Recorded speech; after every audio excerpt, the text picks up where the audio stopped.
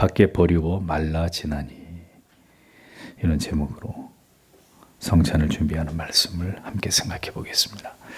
오늘 읽은 이 세 구절 속에서 그리스도께서는 반복해서 거하다라는 의미의 헬라어 메노라는 표현을 반복하고 있습니다. 이 거하다라는 이 한 단어, 이것은 예수 그리스도와 신자들이 어떤 관계 속에 있어야 하는지를 힘주어 강조하신 이런 표현입니다. 포도나무와 그리고 가지처럼 떨어질 수 없는 불가분의 관계 속에서 우리는 그리스도 안에 거해야 되고, 이를 통해서 그리스도께서도 우리 안에 머무시도록 해야 된다라는 사실을 깨닫게 됩니다. 거하다라는 의미의 다른 표현은 머물다라는 말인데, 원어적인 뜻은 영존하다, 지속적으로 머물다, 이런 의미입니다. 그러니까 그리스도와 성도 간의 영적인 결합, 영적인 연합의 중요성을 주님께서는 이렇게 매우 중요하게 여기셨다는 것을 우리도 매우 중요하게 인식할 필요가 있습니다.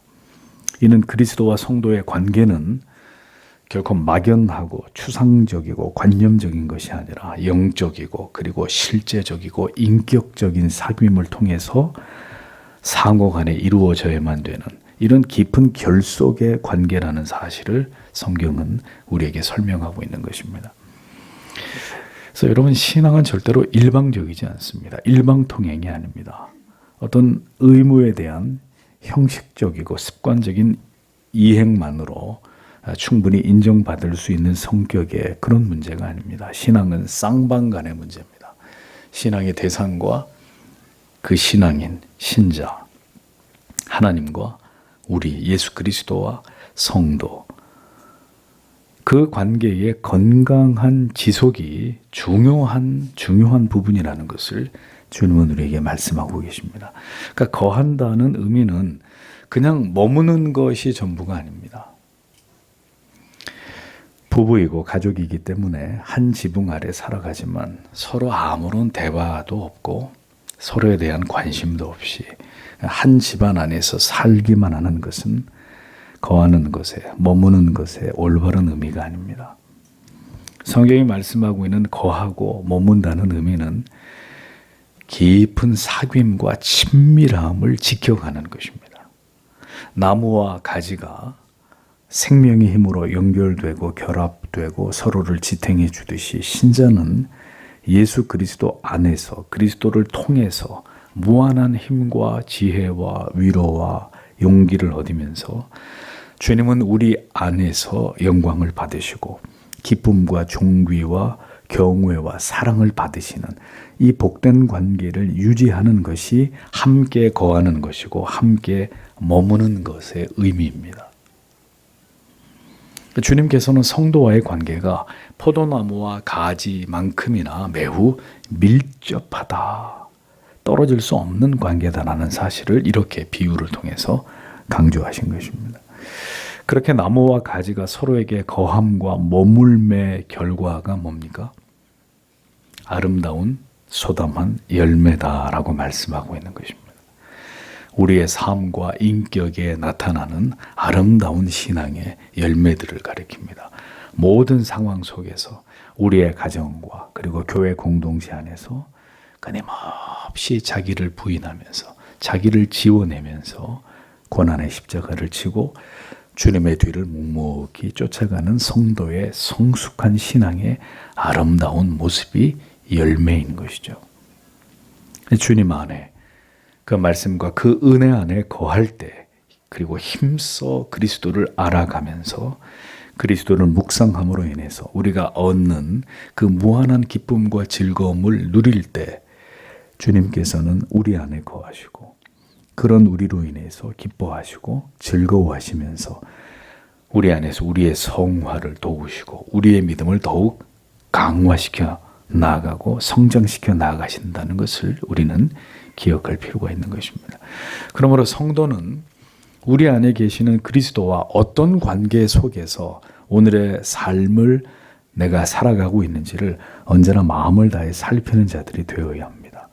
그것이 일주일 단위로는 주일을 맞이하면서 우리 자신에 대한 살핌이 있어야 되는 것이고, 또 1년에 몇 차례씩 우리에게 주어지는 성찬에 나아가는 자리에 내 자신을 준비하고 돌아보는 과정 속에서 이 관계의 문제, 이 머물매 문제, 거함의 문제에 대해서 깊이 되돌아보는 이런 자들이 되어야 한다는 거죠. 그 무엇보다도 우리의 삶이 주님 안에 거하고 있으며, 그로 인해서 주님께서도 우리 안에서 성도의 아름다운 교제의 모습을 통해 기뻐하시고 우리를 통해서 영광을 받으시게 하는 것이 오늘도 우리가 하는 모든 일들의 이유와 궁극의 삶의 목적이 되고 있는지를 성도는 자기 자신에 대해서 이것을 살펴보아야 한다는 것입니다. 신자의 인생은 바로 그리스도와의 이 복된 관계를 시작하고, 그리고 이 관계를 성장시키고, 그리고 이 관계를 더 확고하게 만들어 나아가는 긴 여정입니다. 때로는 가족들이 한 집안에 살아가는 것조차도 불편하고 어색할 때가 있습니다. 왜? 부부가 다투었거나 부모와 자식 간에 심각한 갈등이 있게 되면 한 공간 안에 거하는 것 자체가 괴로움과 고통이 될 때가 있습니다. 그럼 어떻게 해야 합니까? 모든 걸 포기하고 제각기 다 뿔뿔이 흩어져 버려야 되나? 그게 답일까요? 관계를 개선해 나가기 위해 노력을 해야 되겠죠. 대화를 통해서 생각의 차이를 좁히고 서로를 이해하기 위해서 힘쓰고, 비난과 폭언과 자기 주장만을 고집하는 것을 멈추고 서로의 말을 경청하고, 나에게 있어서 바뀌어져야 될 점이 무엇인지를 진지하게 살펴서 상대를 바꾸려고 하는 것이 아니라 내가 바뀌기 위해 노력해야 될 것입니다.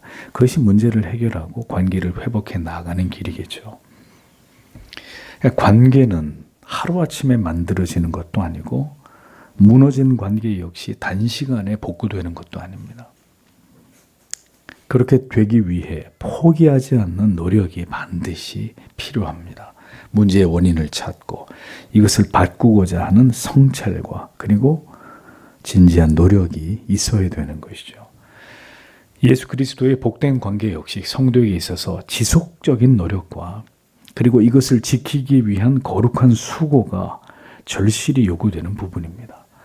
모든 관계가 저절로 좋아지고 지속되는 것이 결코 아닙니다. 금이 가고 균열이 생길 때 신속하게 대처를 하고 더 이상 심각한 상황으로 치닫지 않도록 조치를 취해야 합니다. 문제가 하나 둘씩 터지기 시작하고 누적이 되는데도 그 문제를 해결하고자 하는 노력과 의지가 없을 때 그 관리는 결국 파국을 면할 수 없게 되듯이 신앙의 문제도 이와 같습니다. 언제나 하나님과 우리 사이는, 예수 그리스도와 신자의 관계 사이에는 이 관계를 허물고 이간하고 무너뜨리려고 하는 하나님과 우리 사이를 끊임없이 회방하는 사탄 마귀의 존재가 있다는 것을, 성도는 이것을 분명히 의식을 해야 됩니다. 그러므로 신자가 이 세상을 지나가는 동안 수없이 그 믿음이 흔들리고 뒤로 물러가게 되는 일들이 일어날 수 있다는 것을 알아야 합니다. 하나님과의 관계에 문제가 생기면 모든 관계가 뒤틀어지게 됩니다. 가족들과 교회와 지체들과 나아가 세상에서의 모든 관계까지 힘들어지기 마련입니다. 그럴 때마다 성도는 가장 근본적인 하나님과의 관계에서 그 실마리를 찾고 풀어나가야 됩니다. 다른 것에서 문제의 해결책을 찾는 게 아니라 내 인생이 점점 꼬이고 문제가 누적되고 이제 내 힘으로 해결할 수 없는 이런 상황들이 내 눈앞에 펼쳐질 때 가장 근본적인 것에서 그 원인을 찾아야 되는데, 그게 어떤 문제냐? 하나님과 나와의 관계. 바로 거기에 집중해야 된다는 거죠. 수없이 흔들릴 수 있고 금이 갈 수 있는 관계이지만 그것을 지키기 위해 부단히 힘쓸 때 결국 그 관계는 위기를 넘어서 더 공고해질 수 있듯이, 예수 그리스도를 구주로 믿고 난 이후에 인생을 살아가는 과정 속에서 신자 역시 전 인생 속에서 이 예수 그리스도와 오늘의 내가 어떤 관계 속에서 존재하고 있는지의 문제를 부단히 생각하고 이 관계를 발전시키고 지키기 위해서 성경의 가르침에 순종할 필요가 있다라는 것을 아셔야 합니다. 함께 한 마음 안에 거하지 못하고 몸은 함께해도 마음이 멀어지든지 결국 몸마저도 멀어지게 되면 이제 돌아가는 일이 요원해질 수밖에 없는 것은 기정사실이 될 수밖에 없듯이 그러니까 주님께서는 인간의 이 부패와 타락 그 전적인 무능을 아시는 분이시란 말입니다. 그래서 베드로를 부르실 때 이미 그의 부인의 사실을 알고 계셨습니다. 예수를 부인할 거라는 걸 알고 계셨고 가룟 유다의 배신을 이미 모두 알고 계셨어도 주님은 그를 제자 가운데 한 명으로 받아들이셨습니다.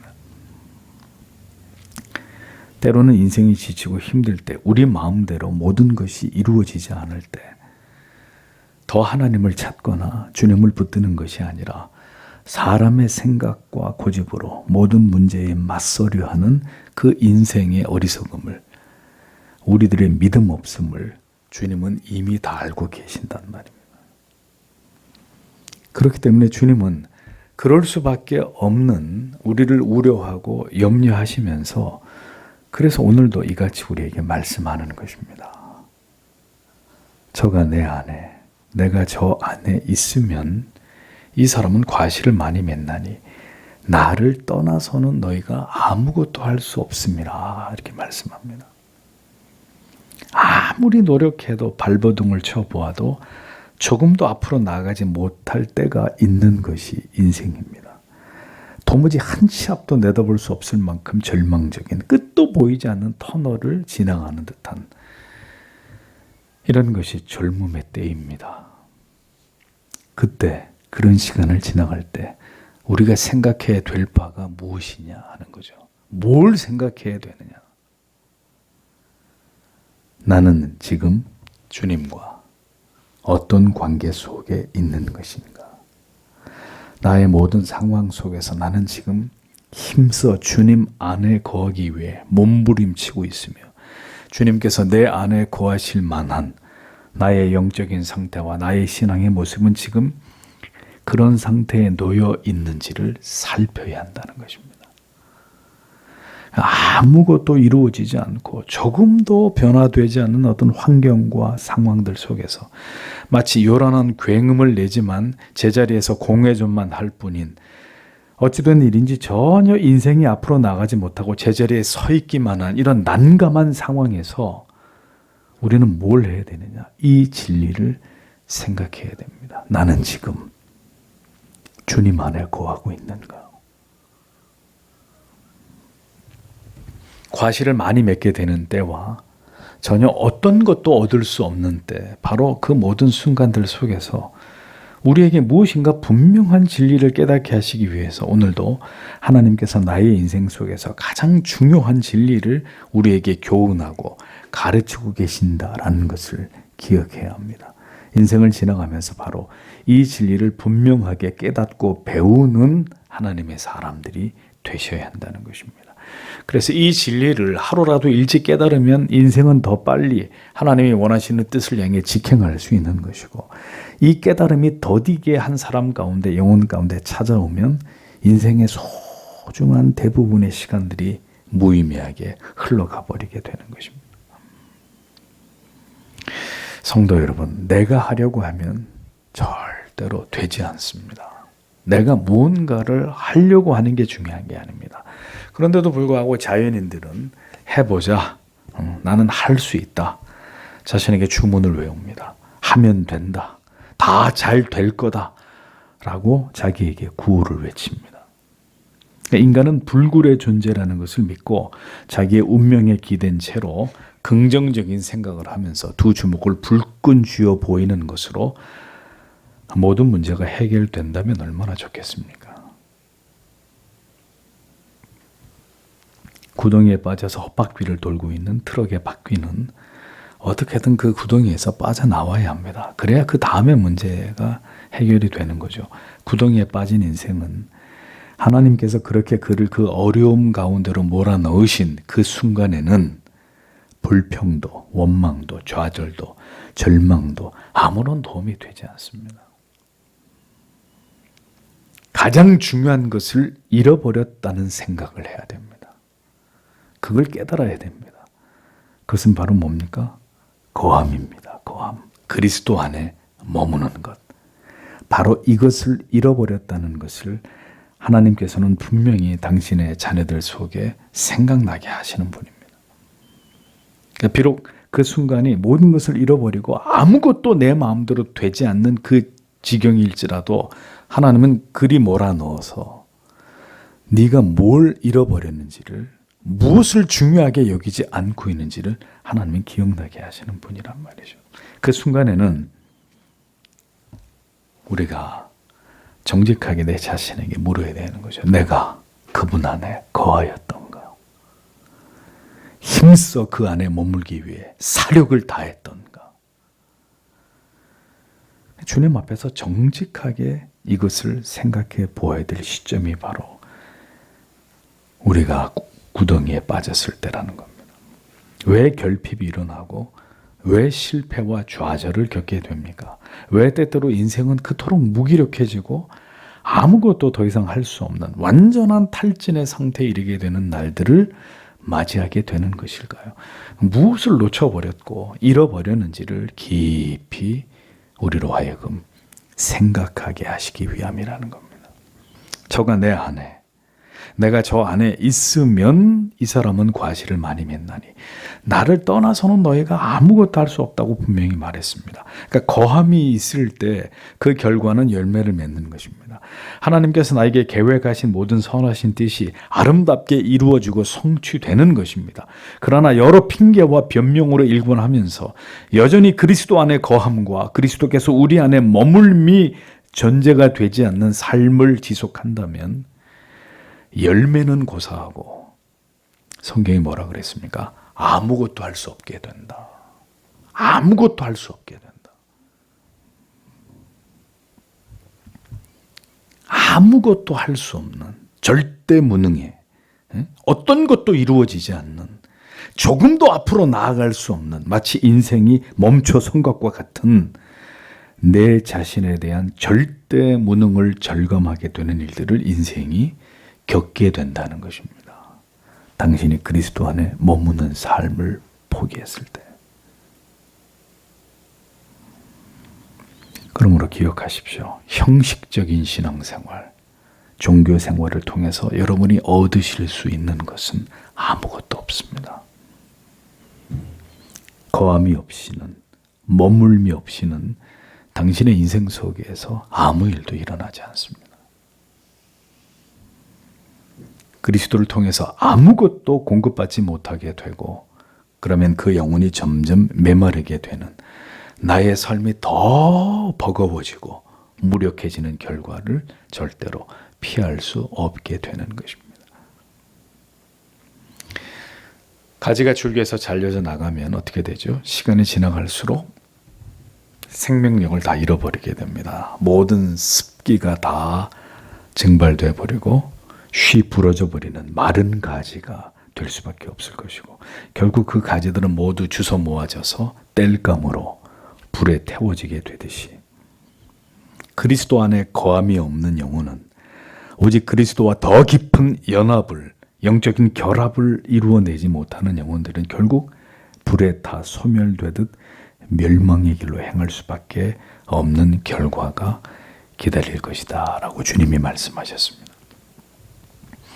자, 그러니까 우리는 성찬을 준비하면서 우리의 영혼을 이렇게 살펴보아야 합니다. 우리의 삶을 철저하게 반추해 볼 수 있어야 합니다.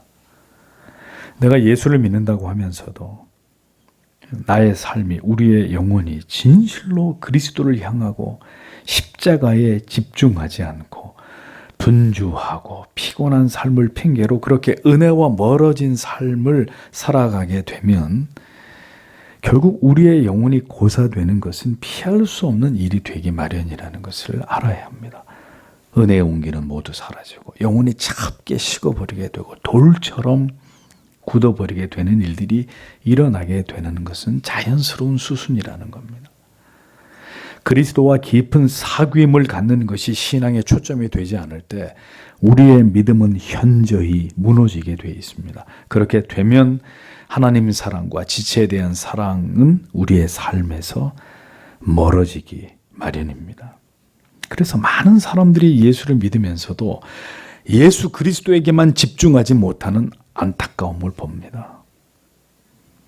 예수를 믿으면서 자기를 부인하지 못하고 끊임없이 자기를 드러내고 자아를 성취하려고 하고 자기의 의와 공로를 나타내려고 하고 자기를 자랑하는 일에 시간을 허비하고 소모합니다. 결국 그리스도를 선명하게 알고 그를 발견할수록 우리 자신의 존재는 지워져야 됨에도 마땅하고 지워져야 되는 것이 마땅함에도 불구하고 오직 그리스도를 높이기보다는 여전히 은연중에 내 자신이 높아지고 내 자신이 사람들에게 인정을 받고 알려지는 것에 대한 집착을 버리지 못합니다. 그러니 끊임없이 상처를 받고 상처를 주고 분쟁과 갈등이 일어나고 분열과 반목과 미움의 감정이 마음속에서 사라지지 않게 되는 것입니다. 그리스도인은 성경의 진리를 통해서 오직 예수 그리스도의 삶을 바라보고 관찰하는 것을 통해서 언제나 자기 자신을 성찰하고 그리스도를 닮아가기 위해 노력하는 자들입니다. 그 속에서 오직 십자가만을, 그리스도를 아는 그 고상한 지식만을 추구하는 일에 깊이 마음을 쏟는 자들입니다. 타인의 눈에 티를 보는 것이 아니라 내 눈에 들보를 들여다보는 자들이 되어져 가는 것입니다. 그리스도에게서 시선을 빼앗기고 그리스도 안에 내 자신이 머무는 것에서 그 목표가 이탈하게 될 때 어떤 일이 벌어집니까? 우리는 불필요한 일들로 내 자신의 영혼을 피곤하게 만들고 강팍하게 만들고 어리석은 자기 아집에 사로잡혀서 신앙의 곁길로 미끄러지게 되는 이런 일들을 행하게 되는 것입니다. 결국 자기의 영혼이 메말라가는 어리석은 길로 행하게 되는 안타까운 일들이 일어날 수밖에 없게 되는 것입니다. 우리가 예수를 믿으면서 말입니다. 다른 것에 마음을 빼앗길 시간이 있나요? 교회를 나오는 목적에 내가 더 예수를 알기 원하고 더 예수를 닮기 원하고 그래서 더 그 예수가 나를 통해 높임을 받고 세상 가운데 드러나지게 되는 이거 외에 우리에게 더 중요한 어떤 우리가 교회를 다니고 예수를 믿는 이유가 있습니까?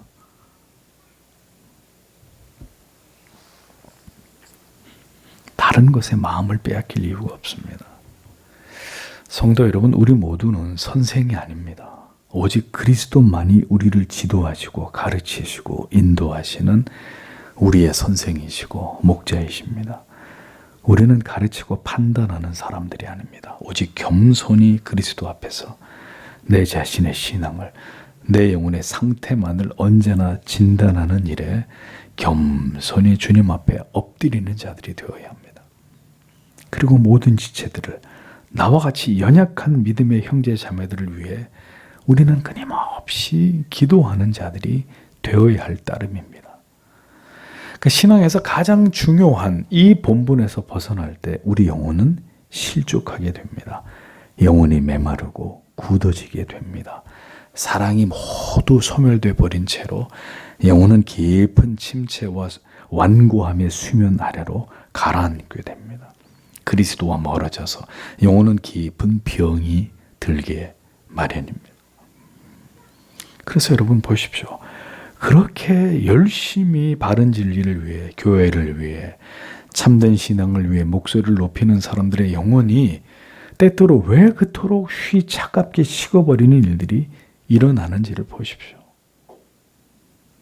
그리스도를 잃어버린 채로 자기가 생각하는 어떤 주제에 몰입해서 그것이 가장 중요하다고 여기는 이 치우친 사고와 아집을 버리지 못하게 될 때 그리스도를 잃어버리게 되는 이런 참담한 일이 일어나는 것입니다.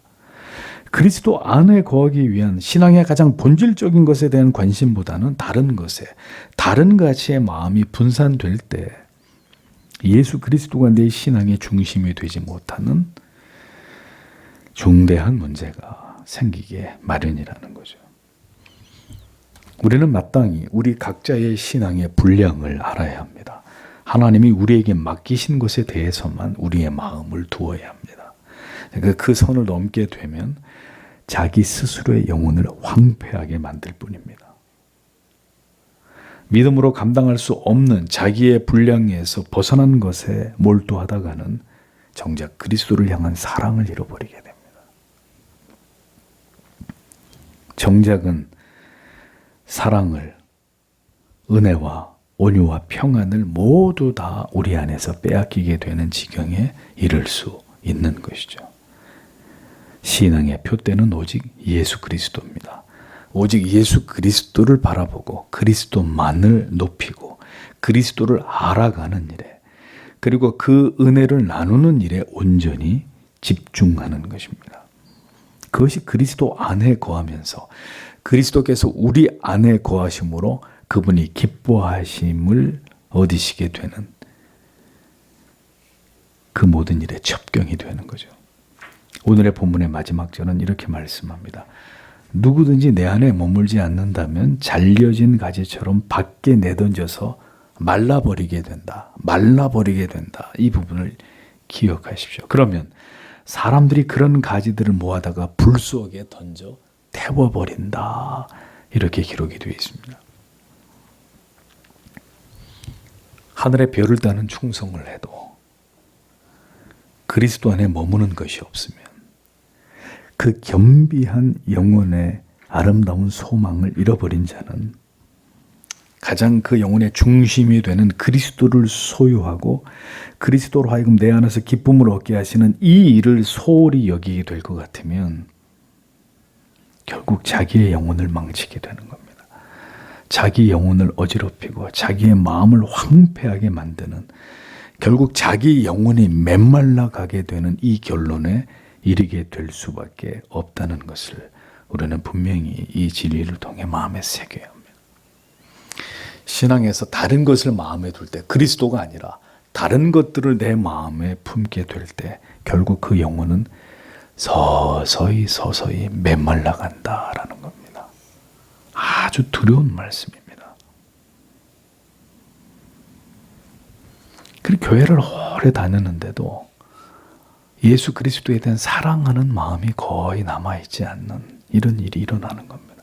그렇게 교회를 오래 다니고 봉사를 많이 했는데도 성도에 대한 사랑이 전혀 그 영혼 안에서 찾아볼 수 없는, 그럼 이제 그게 다 뭐예요? 가식과 위선이 되는 거죠.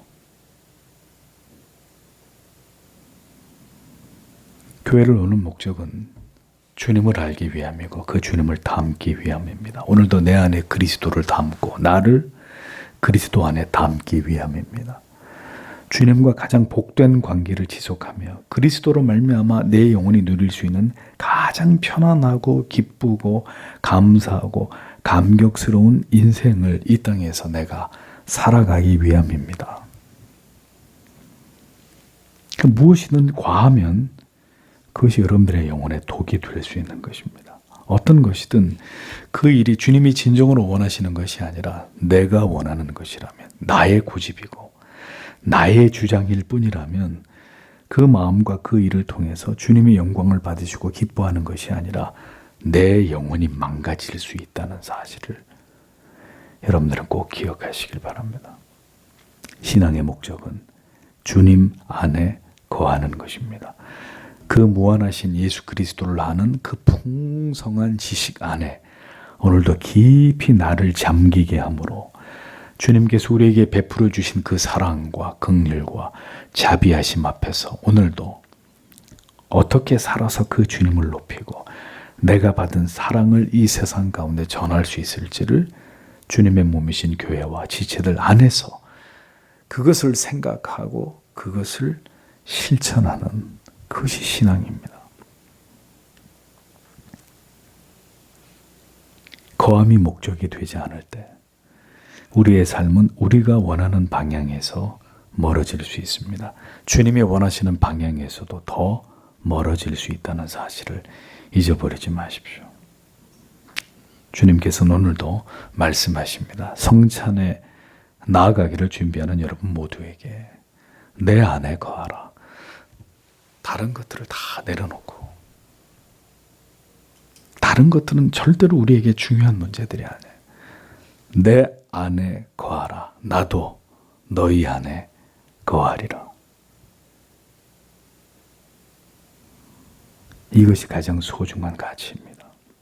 이 진리를 따라 살면 아름다운 열매를 맺게 되지만 이 진리의 교훈과 가르침을 잃어버리게 되면 결국 우리의 영혼은 메마르고 척박하게 되어 여러 죄악의 감정과 정서로 더욱 그 마음과 영혼이 굳어지게 된다는 사실을 주님은 우리에게 분명히 말씀하고 계십니다. 불에 던져 사르게 될 메마른 가지는 나무에서 분리되었기 때문이라는 것을 기억하십시오.